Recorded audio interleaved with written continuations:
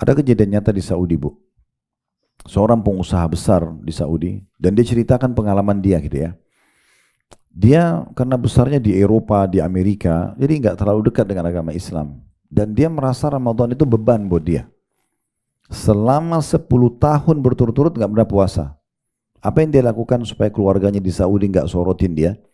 Setiap akhir Sya'ban kayak kita sekarang gini, dia ajak istri sama anaknya ke Eropa.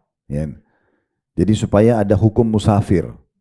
Cari udzur supaya nggak puasa. Dia pulang nanti habis Idul Fitri. 10 tahun nggak pernah puasa. Dianggap itu puasa beban. Ya. Tentu kita sudah tahu secara kejiwaan kalau kita sedang melakukan satu perbuatan kayak ibu duduk ini pengajian, ibu jadi beban, ibu nggak betah duduk. Tapi kalau ibu enjoy saja, maka betah mau berapa lama pun. Kan begitu. Orang olahraga, orang masak, semua kalau dia nikmati akan berbeda.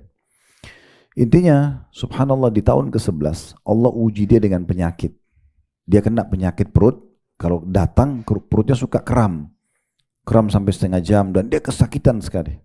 Karena dia punya uang banyak, dia konsultasi sama semua dokter terbaik dunia. Tapi nggak sembuh-sembuh.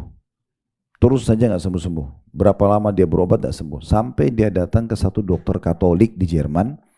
Kebetulan dokter spesialis penyakit dalam ini sudah lama mau masuk Islam. Dia selalu pelajari dalam bahasa Jerman Al-Quran. Ada di laci dia, tempat dia praktek. Kalau lagi pasien tidak ada dibaca sama dia. Dia sudah lama terislam, tapi dia butuh satu pendongkrak nih, apa yang kira-kira mau dia syahadat. Yang terjadi, orang yang sedang tadi meninggalkan puasa 10 tahun itu, konsul sama dia.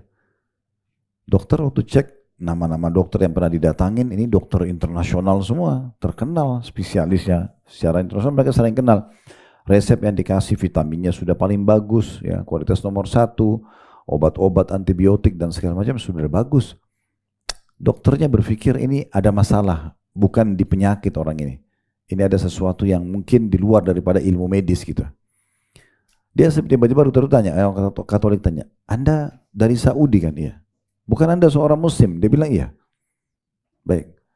Menurut saya, coba kata dokternya, tinggalkan, karena dia banyak baca tentang Islam, coba tinggalkan semua obat-obat dan vitamin itu. Saran saya, kebetulan itu akhir Sya'ban kayak kita sekarang. Ini dia sudah berapa bulan sakit nih, 10 tahun ke-11 kena, dari setelah Idul Fitri dia sakit kram, sampai menjelang bulan Sya'ban, mau menjelang Ramadan akan datang gitu ya. Lalu kata dokternya, setahu saya dalam Islam itu ada puasa, sebentar lagi kalian ini akan puasa. Saran saya tinggalkan semua antibiotik ini, vitamin ini semua, coba Anda terapi puasa itu. Padahal dokternya nggak tahu kalau dia tidak puasa 10 tahun. Begitu ceritanya. Akhirnya orang ini bilang baiklah, karena dia merasa sudah kesakitan. Itu kalau muncul sakitnya digambarkan sama dia susah sekali ditahan, kram, kesakitan dan tidak ada obatnya. Nanti dia hilang sendiri. Datang juga tiba-tiba. Dia cerita tentang diri, dia bilang begitu dokter itu mengatakan dan dia orang non muslim, saya kayak tersentuh secara keimanan dalam hati. Iya ya, kenapa selama ini saya tinggalkan puasa? Coba, dia bilang semenjak saya pulang dan saya niat mau kerjakan puasa itu, di saat itulah dari hari pertama Ramadan saya puasa, perang perut saya nggak pernah muncul sampai Idul Fitri. Setelah itu dia bilang, saya berangkat ke Jerman kembali ketemu sama dokter saya mengatakan terima kasih karena Anda sudah menyadarkan saya tentang agama saya. Perlu Anda tahu, saya Muslim tapi saya bukan orang yang patuh. 10 tahun saya nggak pernah puasa. Tapi begitu Anda ingatkan saya masalah puasa dan saya terapi, betul-betul penyakit itu hilang secara total. Di saat itu dokternya mengatakan, poin ini yang saya tunggu. Dia juga mau syahadat itu. Saya sudah lama nunggu ada satu kejadian yang bisa buat saya sudah lama masuk Islam, dikeluarkan Quran dari lacinya ini loh. Saya sudah lama pelajari Islam. Maka dia syahadat.